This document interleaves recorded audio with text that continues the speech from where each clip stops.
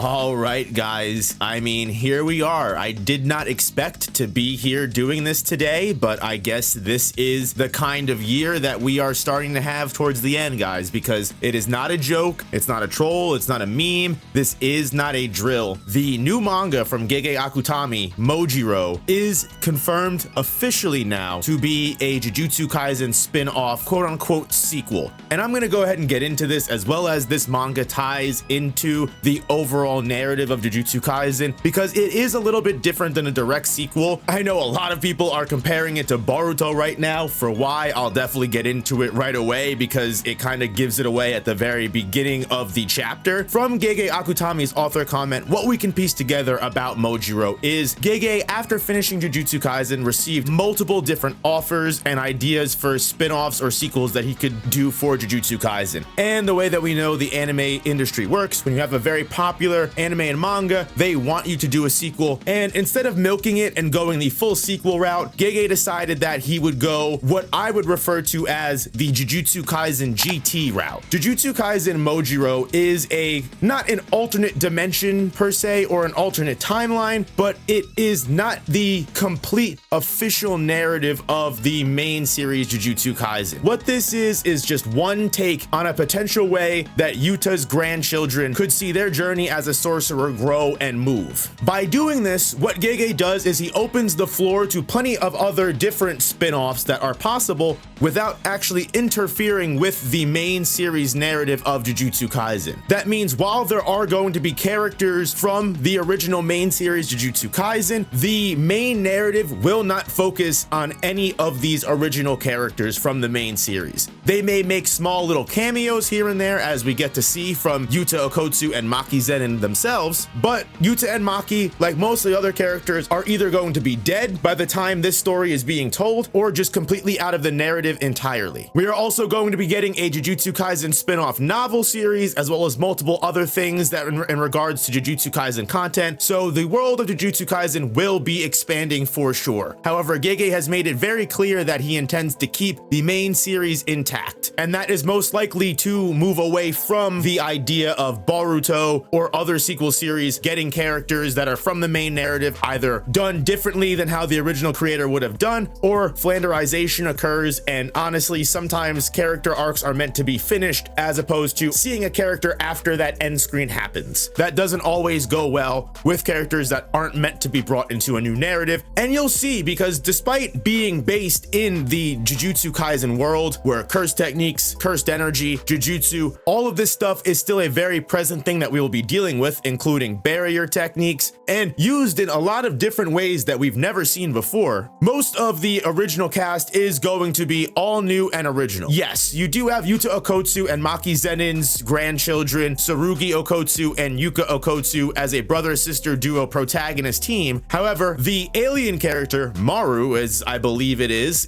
going to be completely original, as well as most of the villains and anything else that we deal with, at least as far as I can tell. Because besides people like Gojo and Yuji getting a direct mention here in the chapter as the people that were responsible for stopping the culling game, it seems like a lot of characters don't even truly know where they are at the moment. It is not a trick. This manga will involve aliens, supposedly an alien race from galaxies away that for some reason share the very same genetics and power as sorcerers from Japan in the Jujutsu Kaisen world. From what we see about Maru does not really know the terms Jujutsu, cursed technique, cursed energy, all of that regular stuff and jargon that we have learned. Obviously, from a different planet, there are different understandings that he has about the power, and he might even know more about the forbidden aspects and ancient aspects of Jujutsu that resulted in the Heian era. There is a character that looks specifically like Tengen in this very first chapter that we see. So it's possible Tengen just showed up in Japan around the Nara period and started spreading Jujutsu. This literally could be confirmation that Tengen was an alien all along. So people calling this the new Jujutsu Kaisen Shippuden or Jujutsu Kaisen Boruto narrative, I don't blame them. The one thing I will say is I disagree with the idea that Gege is trying to milk the series, because again, this will only be a 3-volume serialization as he has claimed. Even if it does get axed early because there's no interest, which is always completely possible, Gege only intends to keep this going for 3 volumes. volumes. So it's not like he's going to see this through for the next 10, 20 years and have a 1,000 episode anime and a like 100, 200 chapter monthly manga or something like that. Now, the reason we know that these characters are Yuta Okkotsu and Maki Zennin's grandchildren is because we actually directly see in the chapter old Yuta with his forehead stitches giving his ring to Yuka, and we actually even see Tsurugi playing with Maki Zennin as well. Now, the Rika ring is actually a major item of contention between the brother and sister unit. Yuka, as we see in the chapter, was gifted the ring by Yuta before Yuta died. However, upon Yuta and Maki's death, the Gojo clan took it upon themselves to strip the ring from Yuka and give it to Tsurugi because they believed Tsurugi needed the ring more than Yuka did. The reason for this is because while Yuka is a full-fledged sorcerer, potentially even showing signs of some form of copy or at least multiple techniques available to her, Tsurugi, on the other hand, because what you will notice is both of these characters look completely different. They look nothing alike, and that is directly mentioned in the chapter as well, that Yuka has the big anime eyes and Tsurugi looks a little bit more natural with solid black dots. Tsurugi is a heavenly restriction user. He requires the use of curse tools and objects when he fights. And because the Gojo clan deemed the Rika ring as a cursed object of the Gojo clan, they deemed that he would need it more than she did. And if anyone wants to know, both Maki and Yuta died by old age, because I know there's going to be plenty of comments asking how both of them died in the series. They both lived and died by natural causes, at least as far as it seems in this chapter. If we learn anything new, who knows? The main conflict of this story is going to be everybody learning about cursed energy, because with children getting stolen, we run into a curse user who is specifically trafficking them and actually ends up kidnapping Tsurugi as well, because he wants to sell them to the right buyer, because sorcerers, especially children, go for a high price on the underground market. It'll be very interesting to see how this plot line evolves, since this was one of the biggest plot holes that a lot of people were upset about in regards to the original series of Jujutsu Kaisen. Kenjaku went all over the world, made plans with all of these governments, a military straight up invaded Japan and kidnapped its citizens, and there was nothing that came of it. However, in Mojuro, it seems we will actually get to see the worldwide effects of that. The fact that some kind of treaty had to be signed across the world in regards to sorcery. The weirdest part about everything, why for some reason we're already familiar with Maru, this character that is introduced to us immediately as an ally on this investigation. Was Tengen always involved with these aliens, and that's something even the Jujutsu higher ups knew and just kept from us? Is this something that occurred in between the 68 years of the main story ending and this alternate Jujutsu Kaisen GT timeline? The last thing that I will leave you with that proves its connection to JJK, one of the funniest things that I don't really know is true, because again, we have to wait for the full official chapter to release, but Usami, that random name that was introduced at the very end of Jujutsu Kaisen as the quote-unquote strongest grade 1 sorcerer other than Kusakabe, is the person that these children constantly refer to as their,